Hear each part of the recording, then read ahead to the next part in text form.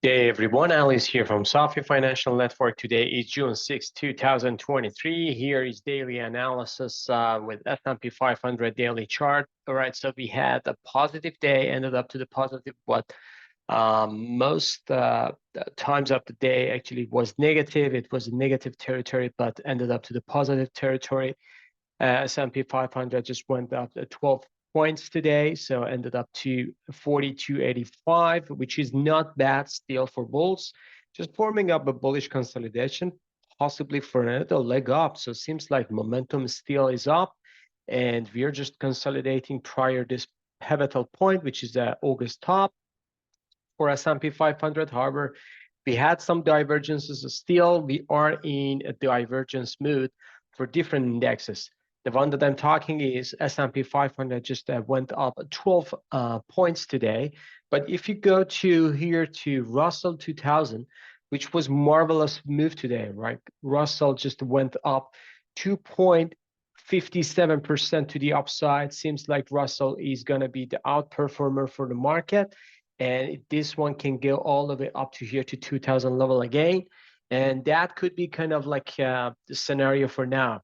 Seems like the Russell, and also I would say Dow Jones would be the outperformer after that. Seems like Russell is taking the lead for now, and Dow Jones would be the next. But S&P 500 just closed up at 42.86, and right now there's nothing bad still in overbought condition.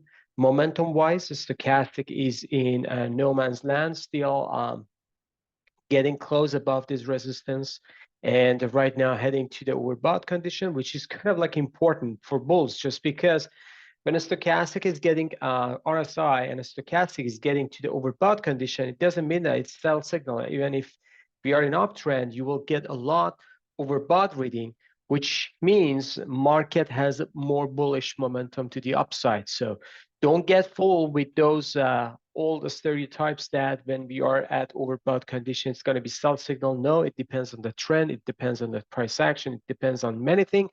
But right now, as I said, everyone needs to be careful and cautious.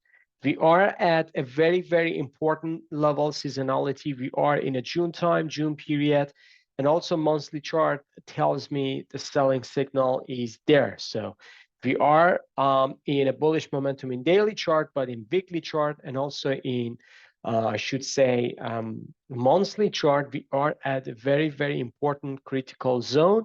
And if we break out to the upside, that would be the game-changing plan. But right now, we are still in a cautious mood. I'm still looking for a dip for the last buying opportunity for the summer rally, all the way up to here. But after that, I'm not sure what's going to happen. So we'll see how it goes. Moving on to Nasdaq, which is NDX. Just a couple. Yeah, so Nasdaq just ended up doji bar today, as I said. We are seeing a divergence. So Nasdaq was the leader, previous leader. Right now we are at the doji bar right now, 2 dojis in a row. So technology is getting weaker and weaker. Apple just went down today, another just a downshift after yesterday, new all-time high, then coming back down. So that's interesting to see how Apple is going to form out. We will get to that one in a bit. But Nasdaq just form up another doji bar. So this forms a bullish consolidation, but I'm not sure even if this bullish consolidation has lots of room to go higher. We may get back down to this August top and coming back down to this demand area, because this demand forms for the previous breakout. We haven't tested this before, so we need to come down even lower just a bit to this area. And when we get there, so that's going to be a nice, interesting scenario for another leg up. I'm not sure if this leg up is going to be higher high, it's going to be lower high. So we'll see how it goes. But right now, stochastic wise, we are just in a bearish reversal. We are seeing kind of like a divergence between the top. MACD shows the divergence heading down. RSI is just another divergence, a small divergence here between these two tops. And right now, Nasdaq is in a cautious scenario. So after this nice surge to the upside, I'm just looking for a sharp pullback, something like this. So it's going to take almost 2-3 weeks, and then we will get back to the summer rally for end of this August, and probably September we will see the top for the market, at least for the technology. Moving on to Dow Jones, which is UF30. So let's type it UF30 there. So Dow Jones nicely coming down and then forming the doji bar. So this is the level that I'm looking for, 33.416. So that's the level that I was talking about yesterday. And look what happens. The market just went all of it down here and then retracing back up. So this is a nice pullback within this wide range bar. I believe Dow Jones is gonna be the follower for the Russell after Russell's surge today. So it was pretty interesting to see if Russell can continue to lead the market, because that's going to be a bullish scenario for banking sector, for energy, and lots of small caps. So we will see how it goes for today.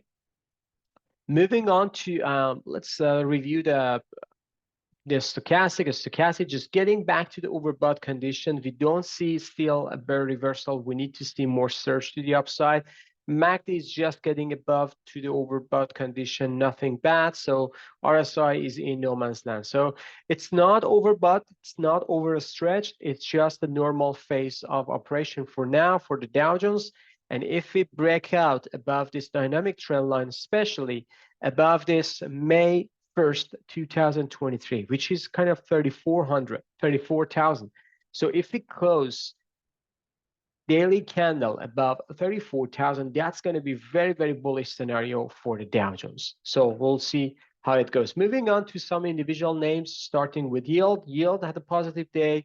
Nothing bad, nothing good. It's just forming the consolidation here for the Yield. So everything is going to be next week, especially for the Yield, because next week we will have CPI and also we will have Fed meeting on Wednesday. So Yield is going to be just in yo-yo up and down until next week. Treasury was up. Yield was up, Treasury was up. So as I said, this is going to be just ABC down, and we just complete the downtick here, so we can just move up to here to this dynamic trend line, and we'll see how it goes. Moving on to the gold. Gold had a positive day, so nothing bad, nothing good for gold. So it's just forming the consolidation here. Still looking for a dip for the leg higher, so we'll see how it goes. Crude just had a negative day, but buyers just coming back up again. So $70 is going to be a good support for now. Ended up to $70.40. It's just a wide range consolidation. Crude is pretty confused. Look at the chart. So it's no man's land for now. So if you take out this pivotal point, it can go down all the way to $50. But if it goes above this supply area, if we tackle another time to this supply area, this can go to $78 to $79. So we'll see how it goes. VIX coming down nicely. So as I said, let's wait for VIX. Even right now, it's going to be a good option play, but right now I'm just looking for $12 to $13 to maybe just get into this as like an option play. That's going to be a good play. So we'll see how it goes. Dixie is coming up with the doji bar. So Dixie is forming kind of like a bullish consolidation, but this bullish consolidation needs to consolidate more. So the lots of people are selling here, as you see here, lots of shadows here. But if this consolidation forms more prior next week, so that's going to be a nice bull flag breakout, could ended up to 106 to 107 for US dollars. So we'll see how it goes for Dixie, but again, more consolidation is going to be more bullish, at least for Dixie. Moving on to some technology sector, starting with Apple. Apple just coming down. This is an all-time high coming down. As I said, this is going to be a salt signal, but again, still we are in uptrend. So as long as we are above this pivotal point, which is 170, that's going to be a bullish momentum for Apple, even if you see a corrective move to the downside. But if you take out this pivotal point, it doesn't have this holding area of 160 to 170. So that's going to be an ugly scenario for Apple. It can go all the way down to here. So we had this scenario before. So this is the chart of Apple. So you see, when we see a momentum is just getting down, crushed, can go all the way down to here. So it's going to be like a very V-shaped recovery, or it's going to be just the M-shape sell signal. So I don't know in what type of pattern, but this is kind of like overbought. I'm not going to buy here. I will be down there here, probably 120 to 130. That's going to be a good spot for Apple, but not right now. Amazon just closed up positive today. Nothing bad for Amazon. Amazon is getting close to my target place, which is 130 to 137 for 2023. Again, this could be an interesting to see how it goes. Meta just hiking up today, but coming down. So Meta is forming kind of like a rejection. Any top around 272, 273, it's gonna just that people are selling down to here to 71.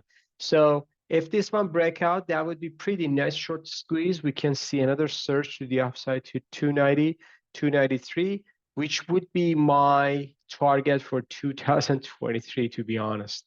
And this is going to be a gap fill here. So we can see lots of people are selling, and probably I would say this is going to be the scenario. So lots of people are selling right now. They think that this is going to be top, but short squeeze happening. That would be ideal scenario. 293 and then coming down sharply to 193. That's going to be 100 level downside for Meta. Microsoft just coming down today, $2.26, still is in uptrend, but this one I believe is forming the top information. Google just $1.30 up. So Google is nicely consolidating, and today kind of like a breakout, but tackling to this supply area. So it needs to get above this level, which is 132 to 134, which is not going to be easy for Google. So we'll see how it goes. It's going to be another $10 surge to the upside to engulf this supply area. Netflix coming down today, $4. Netflix is in a danger zone. I told you before, so this is going to be the maximum level that I have for this year. Not this year, I should say, for now, especially when we have like this supply area and tested a couple of times, gap down. So lots of people just caught and trapped there. So lots of sellers are coming back here to the market. Tesla, nice surge to the upside. So Tesla can go engulf this pivotal point. The last one is going to be 230, 240, but Tesla can go to 254 to 263. I believe this is going to be at the gap. This is going to be at the gap fill, and this is going to be the M pattern before this downside move. So this is pretty interesting to see. Tesla is just a short squeeze coming up and then rolling over back down there. So we'll see how it goes. Semiconductors were strong, and because of one name, AMD. So we'll get back to that one. SMH just surging to the upside, $1.02 upside. Stocks $5.75 to the upside. TSM nicely coming back up. So TSM after yesterday's session, we should say we should have a follow through. This is a big long shadow. And just to support the buyers here, especially here to this pivotal point, lots of pivotal point here. So lots of buyers are coming back and then surging up, surging to the upside. AMD, this is a rocket star for today. This one, 124. Remember, we bought AMD here when we gapped down and we just bought the pain. And look what happened after that. This is a crazy short squeeze. Right now, 60% of my AMD is out around this level. I just here and here, I just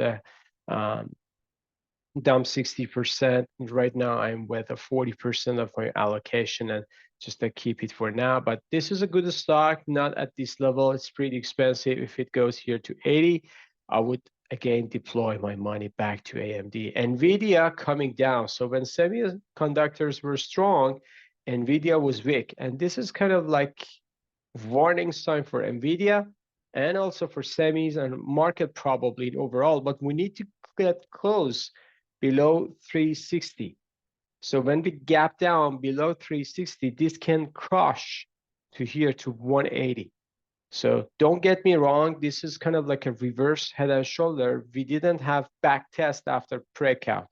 So we can see kind of up and down, but ultimate level, I'm looking for 180 for NVIDIA. So we'll see how it goes. Texas Instruments, 170, so 10 cents to the upside. Lamb Research, $6.59. Nice surge to the upside. So we'll see how it goes. The strength for Russell and also Dow Jones was here, financials. As I told you, financials, banking sector, they can be a rock star for the next 3 to 5 months. And XLF just nicely surged to the upside. KBE, large cap bank ETFs, so just a tackling to this dynamic trend line. Retracing back down, but this is not bad at all. KRE, nice surge to the upside. So broken up this trend line, back test yesterday, today just a surging to the upside. We need to get close above these pivots. 49 to 50 is coming. I remember I told you $40 is going to be very, very interesting, especially when we see this bullish consolidation. So I told you bullish consolidation prior this dynamic trend line. This could be the beginning of the rally, possibly to $49, $50, which is going to be more than 20 to 25% to the upside in shorter time. JPM, this one, JP Morgan is up today, so up 18%, 25 cents, which is 0.18% to the upside, not bad. Goldman Sachs, $5 to the upside. Wells Fargo, 81 cents to the upside. Wells Fargo is forming bullish right now, so it's kind of like a forming this bull flag. This can go here to $44 to $45. If you ask me, Wells Fargo can hit up to that level. Citigroup, nice surge to the upside. So look at that. So this is pretty nice bull flag, and this is a bottoming formation. More consolidations can hit up to $35 to $34 at least, if it doesn't go all the way to 36. So we'll see how it goes, but Citigroup can form a bullish momentum right now. Moving on to the gold miners, which are kind of like showing a positive sign. So this is small bull flag. So we need to see more consolidation here for another next leg up to here to $34. So we'll see how it goes. But right now, this forms kind of like a positive. Moving on to the GDXJ, which is a gold miner junior. So this one, again, the same. So the same price action, AEM, just nicely forming another bullish consolidation here. AEM can go to $56, and EM, which is forming pretty nice bullish consolidation, small bullish consolidation for the next leg up. 46 is coming down the road. Franco Nevada, this one as well, the same pattern. Gold Barrick, this one is the same pattern as well. So moving on to the last sector, energy, hiking up nicely. So yesterday, energy gapped up, but coming down today, gap down, going up. So it's kind of like a yo-yo roller coaster movement for the energy stocks.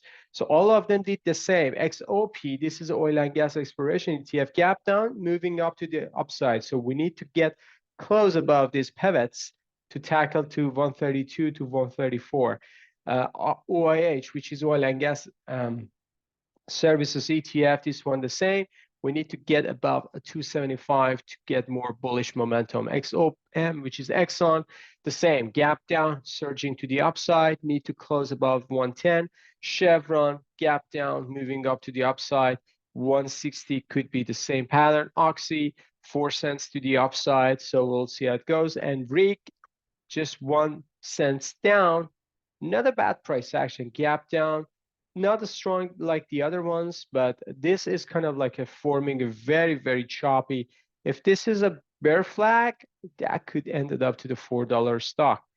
But if this one break out above 6.80, that could initiate the rally all the way to here, and then possibly to $10 to $12 stock, which I believe it's going to happen. I don't know, by end of this year or early next year. So we'll see how it goes. Okay, I think I covered everything. If you like this video, please smash the like button, subscribe to our channel, and have a good one. See you on the chart. Bye-bye.